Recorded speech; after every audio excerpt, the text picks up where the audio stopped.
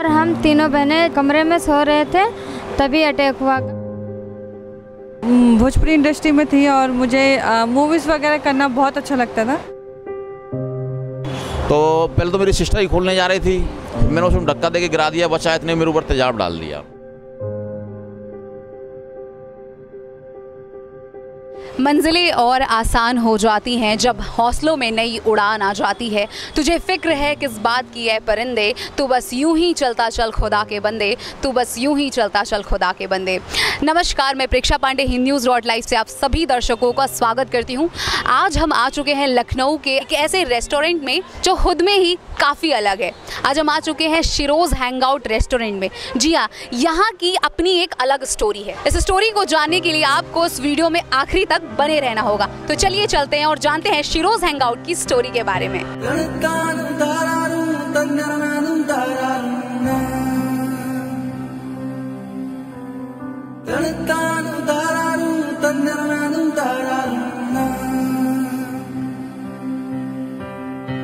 तो इस वक्त हमारे साथ मौजूद हैं, आपका नाम?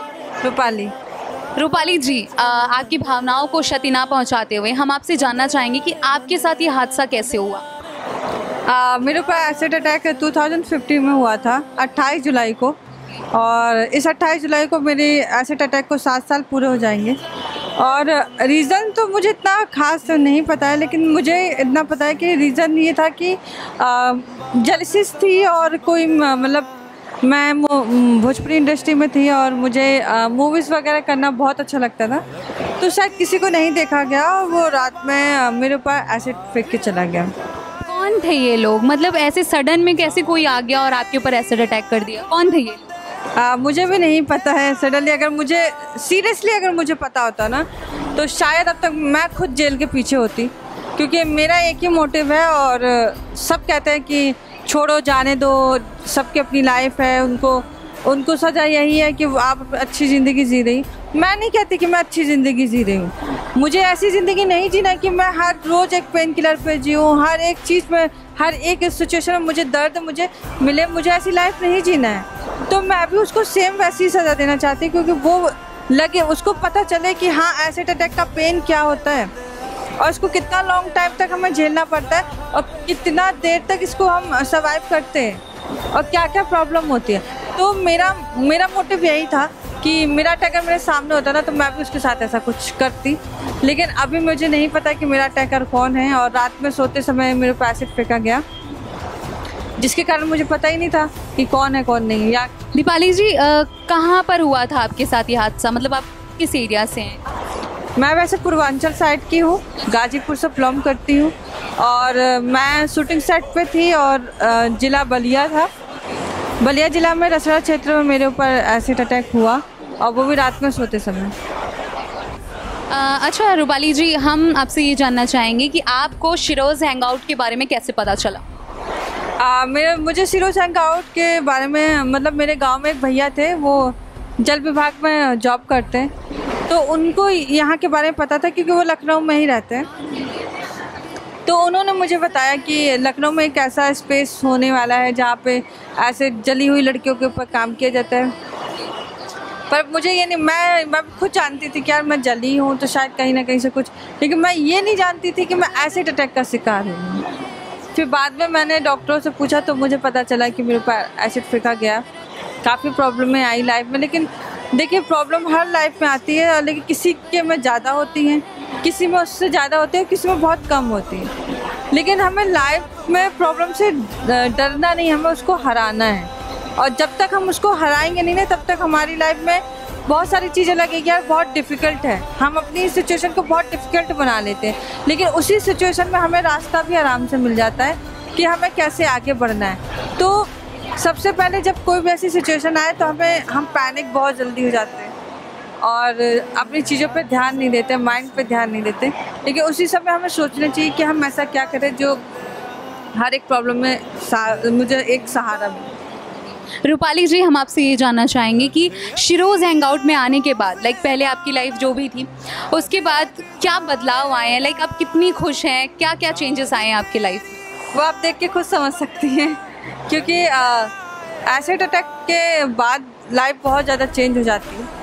और कहते हैं ना कि हम ये भी खुद अपनों पे विश्वास नहीं कर सकते, क्योंकि सिचुएशन ना बहुत ही ज़्यादा सेंसिटिव होती है उस समय। और उस समय का हमें ये नहीं समझ में आता कि कौन हमारा अपना है, कौन हमारा पराया है, कौन हमें सपोर्ट करेगा, कौन मुझे अनसपोर्ट करेगा। लेकिन जब हम सीरोज़ हैंगआउट में आते हैं तो आपको यहाँ पे डीमोटिवेट नहीं किया जाता, यहाँ पे आपको मोटिवेट किया जाता है हर एक सिचुएशन में कि आपको किस तरीके से आगे बढ़ना है, आप क्या चाहते हो। पहली बात तो उसके माइंड में जो नेगेटिव थिंकिंग चलती है उसको हमें दूर करना रहता है, क्योंकि हमारा जो सोसाइटी है ना, हम जैसों को अपनाने में बहुत डरती है, अभी भी है और चलता आ रहा है। अगर सुंदर लड़की है तो वो अच्छे घर से है, अगर थोड़ा सा भी बेकार है तो मतलब कोई भी चीज़ में प्रॉब्लम है तो वो अच्छी नहीं है, उसको बेचारी के रूप में देखा जाता है। क्यों? बेचारी तो आप खुद बनाते हैं ना। अगर हम उसको मोटिवेट करें और उसको आगे बढ़ाएं तो कहीं ना कहीं अच्छी जनरल में और अच्छी चीज़ों में वो काम कर सकती है। तो पहले यहाँ आते हैं हम लोग जब, तो सबके चेहरे पे एक दुपट्टा होता है, और आपको पता है कि खासकर लड़कियों में यह होता है कि अगर कोई चीज़ होती है तो हर एक चीज़ में उनको सुनना पड़ता है, चाहे वो सही हो चाहे वो गलत हो। लेकिन जब हम यहाँ आए तो हमें यहाँ पे सबसे पहले जो हमारे चेहरे पे दुपट्टा था ना, उसको हटाया गया। बहुत समय लग गया समझने में कि गलती हमारी नहीं, गलती उस इंसान की जिसने हमारे पे एसिड फेंका। तो हमने उसको समझा और फिर अपनी लाइफ को आगे बढ़ाया। अब फिर हमको लगा कि नहीं, अब रुकना नहीं है, अब आगे बढ़ना है, क्योंकि जब हम ऐसी जगह पे हैं जहाँ हमारा हौसला बढ़ाया जाता है, जब हमारे लिए कहते हैं ना, जब हमारे लिए वो अपने नहीं खड़े हुए और जिससे खून का रिश्ता नहीं, वो हमारे लिए इतना सब कुछ कर रहे हैं। तो हम थैंकफुल हैं आलोक दीक्षित एंड आशीष शुक्ला के कि उन्होंने ऐसा मुहिम स्टार्ट किया। ऐसा मुहिम स्टार्ट करने पे उनमें कहते हैं ना, उनको लाखों लोगों का आशीर्वाद मिल रहा है। जो लड़की घर में बंद थी, उसने कभी नहीं सोचा था कि कुछ वो करेगी, समाज के सामने आएगी, बट आज वो समाज के सामने है और खुशी खुशी सबसे बात कर रही है, अपने टैलेंट को बाहर के सबके सामने ला रही है। तो इससे बढ़ के उसके लिए नई ज़िंदगी कुछ नहीं है। आज वही सम्मान, वही इज्जत जो पहले उसको मिलती थी, एसिड अटैक के बाद खो चुकी थी, आज वही इज्जत वही सम्मान उसे अपने घर में मिल रहा है। तो आप समझ सकते हैं कि लड़कियां कितनी आगे जा चुकी हैं। तो इस वक्त हमारे साथ मौजूद हैं, आपका नाम? मेरा नाम कुंवरदेव दीक्षित है मैम। कुंवर जी, ये बताइए आपके साथ ये घटना कैसे हुई? हमारे साथ ये घटना हुई थी कि मैं भरतपुर का रहने वाला हूँ। तो क्या है कि हमारे घर के सामने दो गुटों में झगड़ा हो रहा था। दो गुटों में झगड़ा हो रहा था, एक गुट में 4-5 लड़के थे, एक गुट में एक लड़का था। तो एक गुट के वाला जो लड़का था वो हमारे घर के अंदर घुस गया। तो हमारे पिताजी ने उसको बचा लिया। उसको बचाने के बाद में क्या है, वो हमसे टसल रखने लग गए, मतलब कि इस तरीक़ा से ये मतलब उनको बचाया है। तो 19 दिसंबर 93 की ये घटना है और 3 जनवरी 94 को मेरे ऊपर एसिड डाला गया है। मतलब आए तो मेरे पिताजी ऊपर डालने के लिए वो, तो रात का समय था, गेट हमारा बंद था, मैं और मेरी सिस्टर दोनों पढ़ रहे थे। तो बाहर से किसी ने कुंडी खटाई, तो पहले तो मेरी सिस्टर ही खोलने जा रही थी, मैंने उसमें धक्का देके गिरा दिया। बचपन में जैसे गिरा देते हैं दूसरे, मैं खोलूँगा गेट को, इस तरीक़ा से मैंने गेट खोला है। तो मैंने गेट खोला, इतनी तब आ जाएगी बच्चा इतने मेरे ऊपर तेजाब डाल दिया। ये वो दूसरे गुट वाले लोग? हाँ, दूसरे गुट वाले लोग, जिस लड़के को आपने बचाया था उसके दूसरे वाले? हाँ, दूसरे वाले गुट थे वो। मैं जानना चाहूँगी कुंवर जी कि आप शिरोज़ हैंगआउट तक कैसे पहुँचे? मैडम क्या है कि मेरे को तेजाब डाले 3 जनवरी 94 की बात है, तो 26-27 साल हो गई। तो बड़ा परेशान रहते थे, मतलब हम बहुत परेशान रहता था, मतलब कि कोई जॉब नहीं मिल रही है, कोई नौकरी नहीं, कोई काम नहीं, कुछ नहीं बताऊँ। तो किसी ने मेरे लिए बताया था, मतलब मेरा मिलने वाला दोस्त था एक, वो बोला कि एक छाव फाउंडेशन है, वो एक छाव फाउंडेशन है, तो वो क्या है एसिड वालों के लिए जॉब देता है यार, उनसे आप कॉन्टेक्ट करिए आप। तो क्या है, जो आलोक जी हैं उनका फ़ोन नंबर निकाला फेसबुक के द्वारा निकाल करके फिर आलोक जी के लिए फ़ोन किया हम लोगों ने।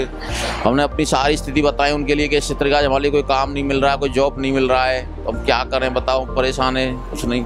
फिर बोले कि ऐसा है, आप आगरा आइए, हमारे यहाँ कैफ़े है, आगरा आइए। फिर मैं मुझको आगरा बुलाया, आलोक जी ने उनसे से बात की, सारी कहानी बताई, परेशानी उनके लिए, कोई काम नहीं देता है, हमारे चेहरा को देख के सब कोई डर जाता है। वो बोले कि ऐसा है आप लखनऊ आ जाइए, अब मैं आपके लिए जॉब दे देता हूँ। फिर यह छाव फाउंडेशन से जुड़ा, फिर मेरे सोशल मीडिया के द्वारा मुझे को मालूम चला। मतलब आप खुश हैं शिरोज़ हैंगआउट में आकर के? मैं बहुत खुश हूँ यहाँ करके, एक नई लाइफ चेंज हो गई, मतलब बदलाव हो गया काफ़ी उससे पहले और उसके बाद? हाँ, बहुत बदलाव हो गया। मतलब अब जैसे सोचते ना, जैसे मतलब कोई नौकरी लग जाए, कोई जॉब लग जाए, उस तरीक़ा से नौकरी ड्यूटी पे जाना, घर आना, वो करना, मतलब अच्छा लगता है। मतलब तो इस वक्त हमारे साथ मौजूद हैं, आपका नाम?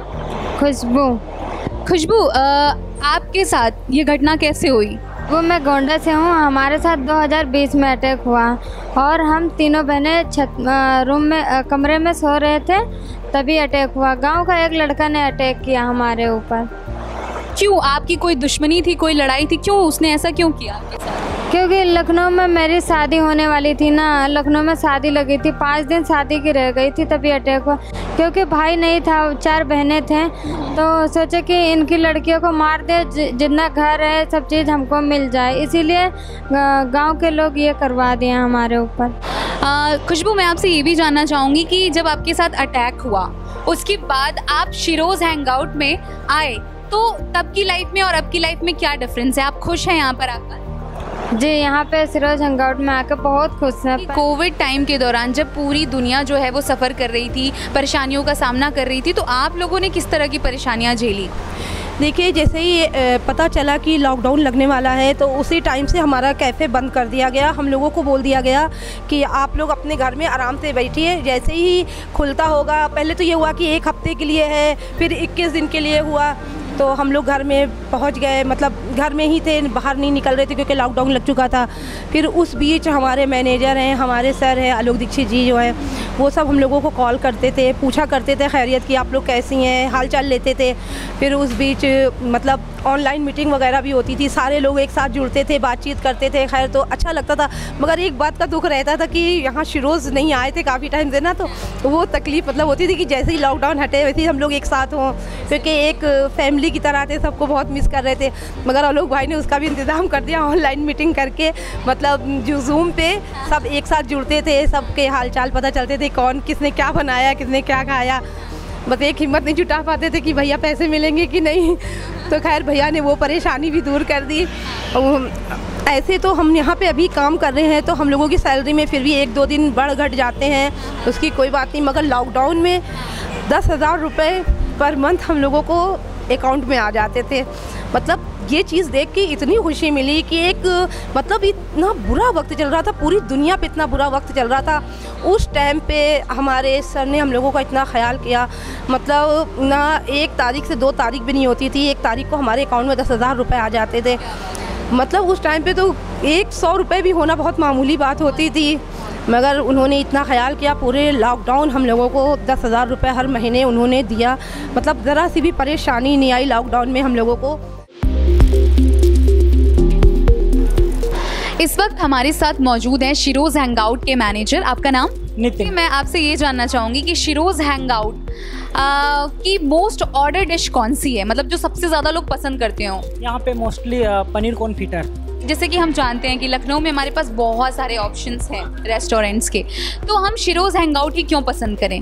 देखिए, शिरोज़ हैंगआउट में सबसे पहली बात ये तो ओपन है, तो लोगों को एटमॉस्फेयर यहाँ बहुत अच्छा लगता है। दूसरी बात कि लोग जानना चाहते हैं कि आखिर शिरोज़ मीन्स होता क्या है। तो जैसे कि ही मीन्स शिरोज़ होता है, इसी प्रकार सी मीन्स शिरोज़ होता है, यही अपने आप में एक ब्रांड है। तो लोग जानना चाहते हैं आखिर शिरोज़ हीरोज़।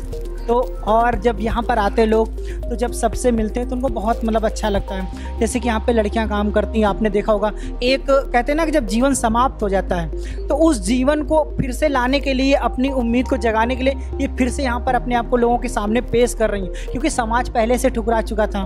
तो वही एक, तो लोग भी सोचते हैं कि देखें आखिर है क्या चीज़। तो एक ये भी एक इसका मतलब कह सकते हैं पॉजिटिव है यहाँ के लिए। जो यहाँ पे काजू और मगज का जो कॉम्बिनेशन होता है, जो रेशियो होता है, वो बहुत ही बेस्ट होता है, यूनिक होता है। आप लोग भी आएँ, ऑर्डर करें। और गेस्ट को 50% जो एसिड अटैक सर्वाइवर्स की स्टोरी है, उनका जो सोशल कॉस्ट के लिए यहाँ पे आते हैं, तो 50% टेस्ट के लिए भी गेस्ट आते हैं कि सिरोज चलिए, सिरोज चलते हैं, और अच्छा टेस्ट मिलता है, अच्छी क्वालिटी खाना। हम लोग हाइजीन भी बहुत अच्छी से मेंटेन रखते हैं। सो गेस्ट को ज़्यादा से ज़्यादा आना, यही हमारे लिए प्लस पॉइंट होता है। तो लोग आते हैं और इनके बारे स्टोरियाँ जानते हैं। जब इनके बारे में सुनते हैं तो लोग और लोगों को भी बताते हैं कि वहाँ पे सिरोज जाइए, देखिए वहाँ पर खाना स्वादिष्ट तो मिलता है, साथ में एक आपको सुकून भी मिलता है, इसलिए लोग आते हैं यहाँ पर। नितिन जी, ये जो एसिड अटैक सर्वाइवर के लिए आप लोगों ने ये ओपन किया है, ये कॉन्सेप्ट कहाँ से आया? हमें थोड़ा इसके बारे में डिटेल में बताइए। देखिए, जो हमारे ओनर हैं आलोक दीक्षित जी, वो एयरफोर्स में ज्वाइन थे पहले। तो एक बार वो मतलब अपने मॉर्निंग वॉक कर रहे थे, तो वहाँ पे एक लड़की मतलब ऐसे ही मतलब उस पर एसिड पड़ा हुआ था, तो उसको कहीं जॉब नहीं मिल रहा था। तो उन्होंने पूछा आप यहाँ पे क्यों बैठे हो, क्योंकि उसकी फैमिली में कोई नहीं था। तो उसने बताया कि हमारे साथ ये समस्या आ रही। तो उनके मन में आया कि सही बात है, तो फिर उनके अचानक बदलाव आया, उन्होंने वो नौकरी लेफ्ट कर दी। फिर वो दिल्ली गए, इसके लिए अनशन किया। केजरीवाल के साथ भी अनशन हुआ था उनका, अन्ना हज़ारे के साथ भी अनशन हुआ था। फिर वहाँ पर इसके बारे में जानकारी ली, तो वहाँ पर भी एक दिल्ली में भी एक लड़की एसिड अटैक सर्वे मिली, तो वो भी बोली जीवन यापन के लिए तरस रही। तो उन्होंने सोचा कि देखिए आप कोर्ट जा सकते हैं, आप मतलब हॉस्पिटल जा सकते हैं इनके लिए, लेकिन जो मेन होती है आदमी की वो होता है जीवन यापन, वो कैसे चलेगा। तो फिर उन्होंने छोटा सा एक आगरा कैफ़े खोला। तो जब आगरा कैफ़े में लोग आने लगे, बहुत दूर दूर लोग से उनको बहुत प्रशंसा करने लगे, फिर धीरे धीरे ये कारवां बढ़ता चला गया, और आज पता ही नहीं चला कि कितने लोग जुड़ गए और कितने लोग, मतलब बहुत सारे लोग हम लोग से जुड़ गए, जैसे आप लोग, और आप इसमें आप लोगों की बहुत हेल्प रही है। जी जी। अच्छा नितिन जी, मैं आपसे ये जानना चाहूँगी कि जैसे हमारे अभी तक ऑल ओवर इंडिया में कितने आउटलेट्स हैं? अभी तो हमारे फर्स्ट हमारा आगरा है, सेकंड लखनऊ है, और थर्ड नोएडा है, और फोर्थ अभी ओपन होने वाला है। ये सरप्राइज़ रहेगा, अभी मैं आपको नहीं बताऊंगा, ताकि आप भी वहाँ जाएं। प्रमोद जी, एक आखिरी सवाल है मेरा आपसे कि जैसे आपने बोला कि यहाँ से ट्रेनीज़ भी भेजी जाती हैं, यहाँ पे पहले कुछ लड़कियाँ रखी जाती हैं, फिर उन्हें ट्रेनिंग दी जाती है, थोड़ा इसके बारे में विस्तार से बताइए। देखिए मैम, पहले तो ये सिरोज कैफ़े था, अब हम लोग जो हमारी छाँव फाउंडेशन की टीम है, ये एक रिहैबिलिटेशन सेंटर भी हो गया है। तो यहाँ से जो लड़कियाँ हैं इनको ट्रेनिंग दी जाती है, और मेरे जो सिरोज की टीम है उनका ये मानना है कि जो number of acid attack survivors कुछ जो ज़्यादा हैं, तो जैसे कि नई लड़कियों को मौका दिया जाए, जो अदर सर्वाइवर्स हैं उनको और कहीं ट्रांसफ़र, उनको अपने पैरों पे खड़े होने के लिए अदर्स भी जगह हैं, तो वहाँ पे भी उनको जॉब के वो दिए जा रहे हैं। तो ये भी एक अपने आप में अचीवमेंट है। बहुत सारा मतलब ये सब केसेस बढ़ रहे हैं, तो उन लड़कियों को भी मौका दिया जाता है जो नई भी हैं, वो भी एक अपनी आप बीती बताती हैं। तो ये भी एक टीम का बहुत अच्छा पॉइंट है कि जो थोड़ा सा उनको भी, नई लड़कियों को भी मौका दिया जाएगा। जैसा कि हम जानते हैं कि जीवन जो है हमारा वो बिल्कुल अकाल्पनिक है। हमें नहीं पता कि जीवन के किस मोड़ पर हमारे साथ क्या होने वाला है। जीवन का नाम ही है चलते रहना, दौड़ना, उड़ना, गिरना, लेकिन रुकना नहीं। इस वीडियो में हमने जाना कि जो एसिड सर्वाइवर्स थी उनके साथ लाइफ में कितनी तरह की दिक्कतें आई, कितनी तरह की परेशानियां आई, लेकिन उसके बाद भी उन्होंने हार नहीं मानी, इसीलिए आज वो यहाँ पर हैं। HindNews.live की पूरी टीम ऐसे हीरोज़ को सलाम करती है। ऐसी और इंटरेस्टिंग वीडियोस के लिए सब्सक्राइब करें HindNews.live।